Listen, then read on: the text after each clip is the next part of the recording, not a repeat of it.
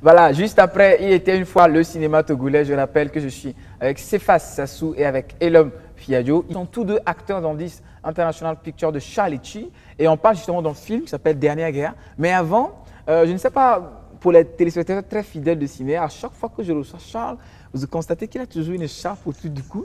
Je ne sais pas si vous avez fait la liaison, mais Elom et Cephas ce soir sont aussi avec une écharpe. Est-ce qu'il contamine Charles avec cette histoire d'écharpe?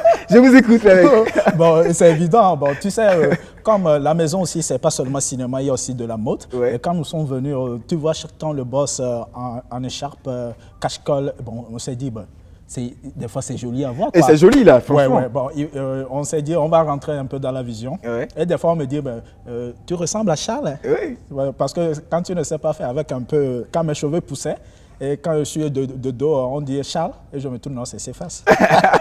Elom? Oui, également c'est ça. Sinon après le nom 10 Interpitua, bon, le second nom c'est Cache-colle. la famille Cache-colle. Ah ben voilà des choses qui se dévoilent enfin. Mais voilà, et vous allez constater, ils ont tous le même look au niveau des cheveux. Ça se laisse aller un peu et ils ont toujours les cache-colle. Donc c'est vraiment magnifique. En tout cas, j'espère qu'avant la fin de l'émission, j'aurai mon cache-colle. Je vous le promets. Pas de souci. D'ici quelques minutes, je vais l'avoir. On parle aussi du film Dernière Guerre. Vous jouez justement les rôles de deux soldats et lui, il était le chef de l'escadron. Comment vous avez vécu ce tournage? Parce que Charles a mené tout le monde en bateau. Et comment vous avez vécu ça, vous? Je commence par Cephas. Oui, merci beaucoup. Charles a mené tout le monde en bateau, mais il faut dire que c'est surtout les acteurs, les formés de Kwalimé, puisque le film a été étudié à la maison avant d'aller à Kwalimé pour former ceux-là.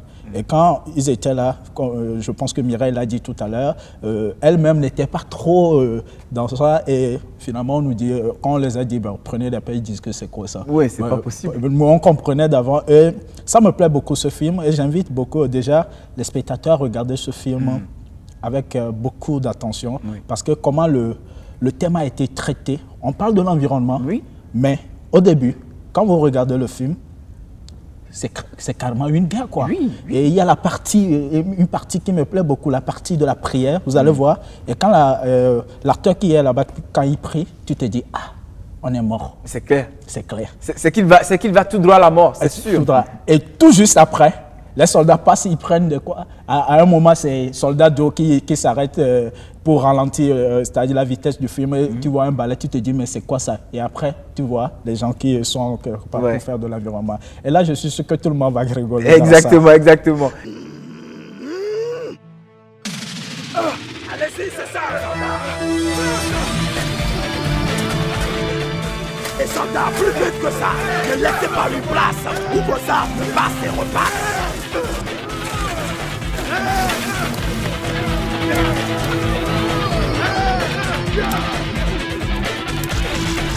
Attaquez par ici, soldats. Elom, c'était pas ton premier film. Tu as beaucoup tourné avec 10 International Pictures. C'est un duo que vous formez. Comment est-ce que sur ce film vous êtes débrouillés ensemble? Vous êtes quasiment ensemble. Même au Ciné-Club Monsieur Français, je les vois ensemble. Et là, comment ça se passe avec Cephas? Bon, je dirais que d'abord, moi avec Cephas, on avait débuté depuis 2012 ou 2013 le cinéma. Mais je disais souvent qu'avant, on avait une bougie à la main. C'est-à-dire, on fait du cinéma, mais ce n'est pas ce qu'on voulait. Donc, c'était une bougie. Et je dis que arriver dans la maison de 10, là, on voit, comment on appelle ça même? L'ampoule, quoi. L'ampoule, c'est-à-dire ce qu'on veut même, quoi. Voilà. Et puis, comme ça, nous aussi, on dit, bon, comme la maison travaille comme ça, il faut qu'on se donne.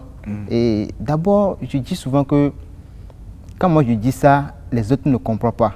Je dis souvent, Charles, c'est un dieu. C'est un dieu pour nous. Ah, mais dis donc, Charles, il paraît que tu es un dieu. C'est un dieu pour nous. Certainement avec un petit dé. Voilà. Ah, je crois. Voilà, c'est ça, effectivement, c'est ça, avec un petit dé. En fait, c'est un dieu. C'est-à-dire, le gars, il réfléchit à tout moment. Oui, à la vitesse. Voilà. Il pratique tout. C'est un gars que, jusqu'alors, on ne le comprend pas.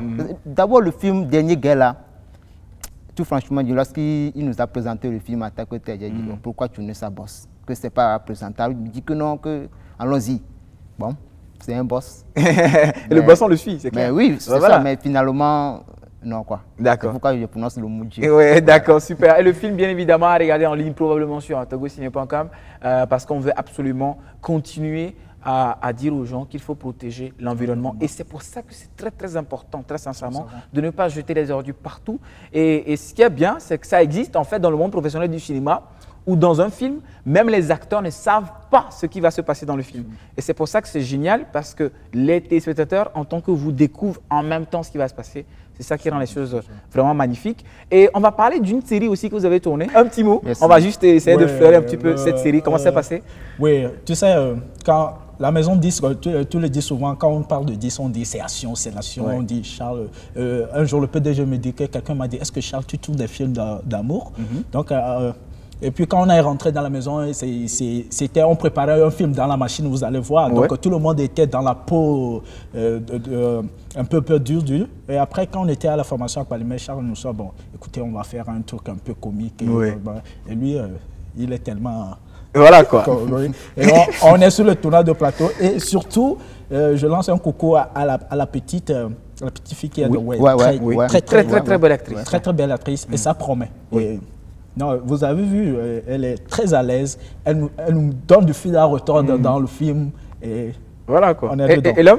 Ouais, bon, je dirais que c'est un film qu'on a réalisé. Bon, c'était bon, hein, c'est un bon film. Hein. Sinon, c'est un bon film. Super série. Moi-même, après, quand je vois ça, je dis, waouh, c'est moi qui ai fait ça. Je ne sais pas du tout fait. Donc, ça veut dire que le boss, il a l'art de faire tout, quoi. C'est-à-dire, il a l'art de faire tout. Il sait comment manipuler ses acteurs pour donner ce qu'il veut, quoi. Exactement. Ouais, il a l'art. Super. En tout cas, on reste ensemble. Dans quelques minutes, les derniers mots, puisqu'on est arrivé quasiment à la fin de l'émission. Mais avant, la fille et les trois bouffons, est-ce qu'ils vont au cinéma souvent? Pas tellement. Ils vont au cinéma, la fille et les trois bouffons? Un peu quand même. Un peu. Un peu quand même. S'ils vont au cinéma, mais ils ont besoin de Ciné Agenda, parce que dans Ciné Agenda, on vous dit quels sont les bons plans et les bonnes adresses cinéma de la semaine. On regarde.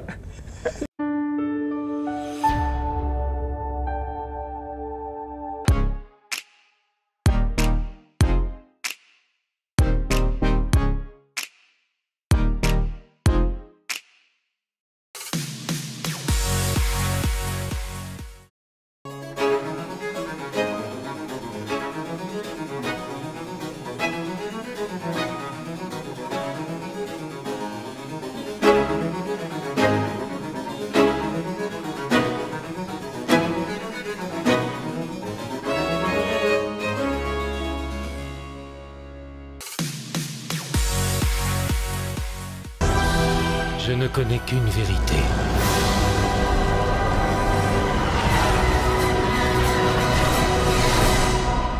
Le temps est venu pour les Jedi d'en finir. Cette pension était merveilleuse. Et puis c'est là que j'ai rencontré Jeremy.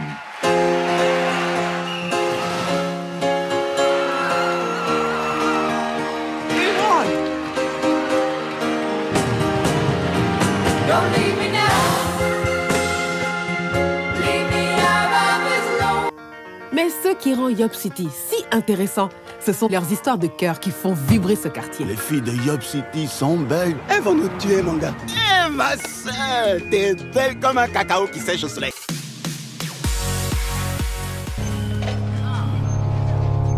Hello! From the other side. I must have called 1,000 times. To tell you, I'm sorry. For everything that I've done. But when I Call you! Never seem to be home. Hello! From the outside. At least I can say that I've tried to tell you I'm sorry for breaking your heart. But it don't matter. it. Clearly doesn't. Tear you apart anymore.